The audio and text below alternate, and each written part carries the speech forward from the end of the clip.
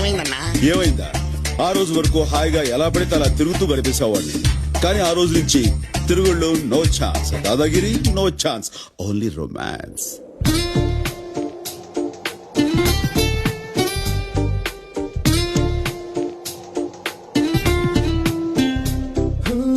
తన్ని చూసినాకనే డ్రింకింగ్ మానేసా, తెల్లవారుజామునే జాగింగ్ చేసా, దమ్ము కొట్టడం వదిలేసా, దుమ్ము తులపడం ఆపేసా, పీక కోసే కత్తితోనే పూలు కోసి చేసుకొచ్చా, ఇంటి ముందరే టెంటు వేసా, ఒంటికెళ్ళినా సెంటు పూసా, మంచి నీళ్ళలో దగ్గర వెండి కూడా బాగు చేసా.